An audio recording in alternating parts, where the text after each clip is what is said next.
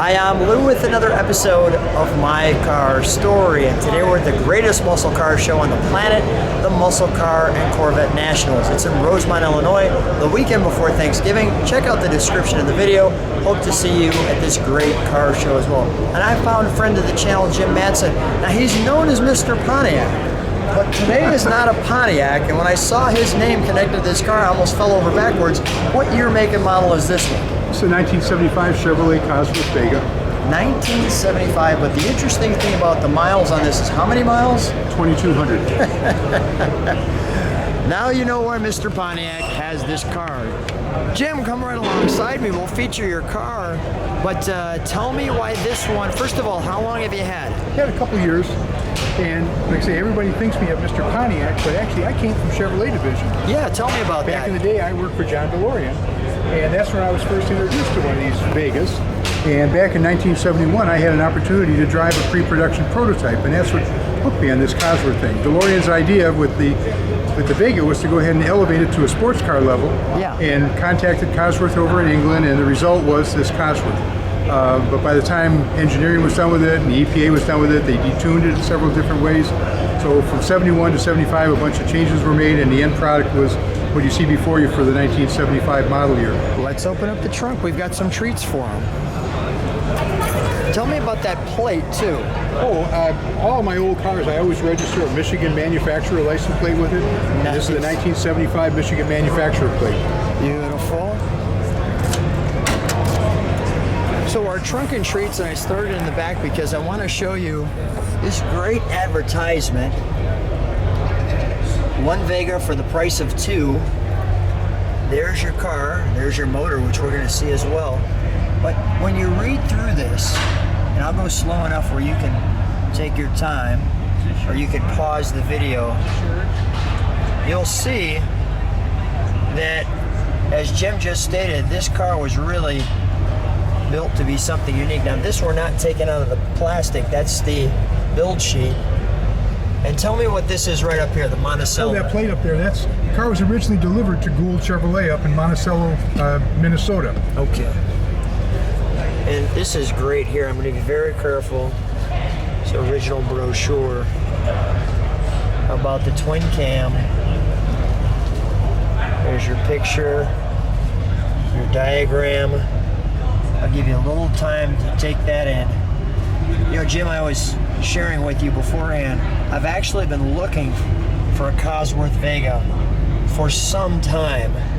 And sometimes the heavens just open up when you find one with 2,200 miles on it. You're going to see all of these things with this car, because they all came the same. There was no different colors, right? In 1975, they only came one way, black. Black. But the next year, which was the only other year that they built the car, they did build them. They built a few cars in other colors. Okay. So what would be some of the other colors? Does it come off to mind? You could get it in white. I've seen it in green. I've seen it in blue.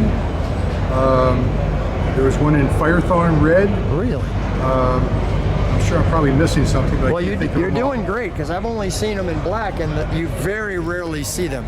All right, we're going to close this. I'll have you close that. May I open it? Yes, sir. Okay. Let me also come back here. I'm trying to show you the side of the body to the best of my ability. We've obviously got a pole in the middle. You have the wheels there. Jim, tell me about this. This, correct me if I'm wrong, this has never come off the car. That is the original window sticker. It's never been off the car. It's had to have some tape added to it just to keep it in place, but it's never been off of the vehicle. And then the sticker next to it, that's the EPA fuel economy sticker, and that also has never been off the car. And how did you find this? Or did it find you? Probably a little bit of both. Okay. And like I say, I've always been, I just love the looks of a Vega. Always have. And this one happened to pop on up, and I couldn't resist it. It's not normally a type of car I would have in my car collection. Yeah. But I always wanted to do one as a preservation, and this made a perfect candidate. There it is.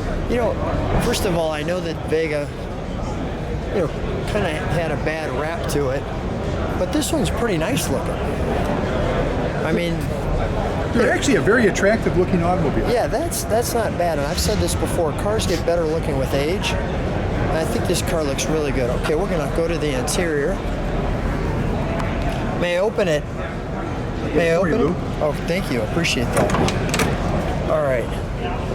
So a couple of things right off the bat. You've got your map.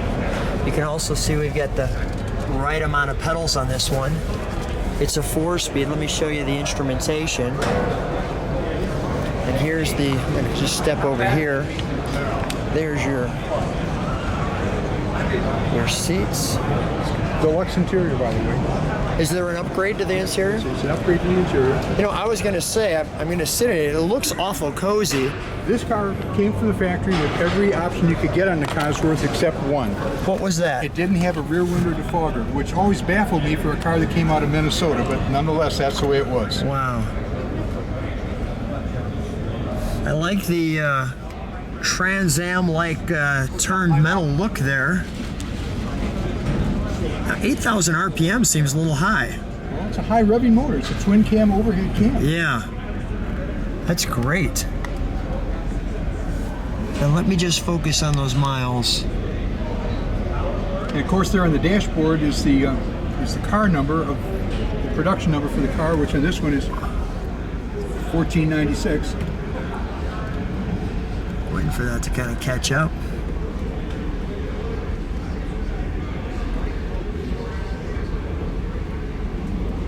There you go. Look at that. Your grab bar. Now it said this car had 110 horsepower, which is kind of a lot for a car that size. I'm going to pull the hood here. We're going to show you that engine.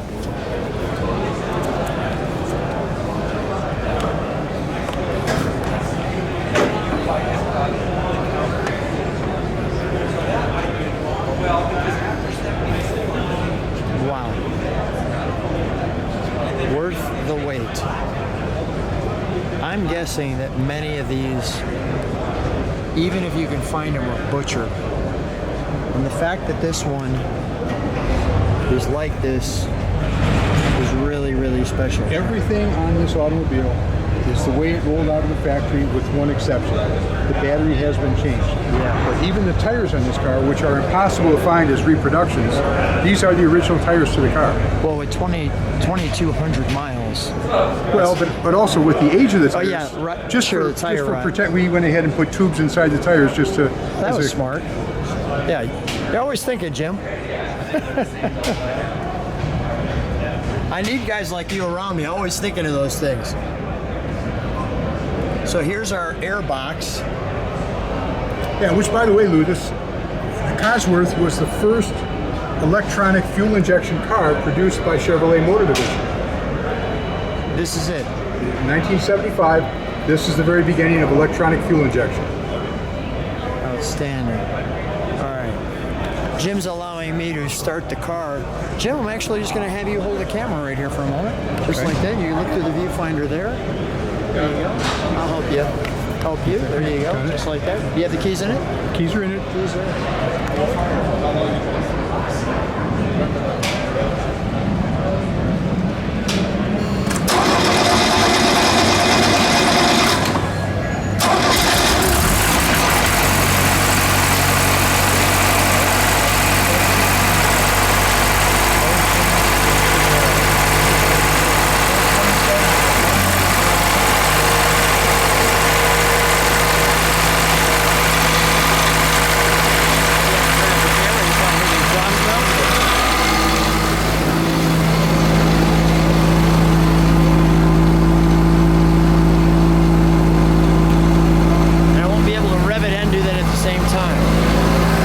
Shut that down.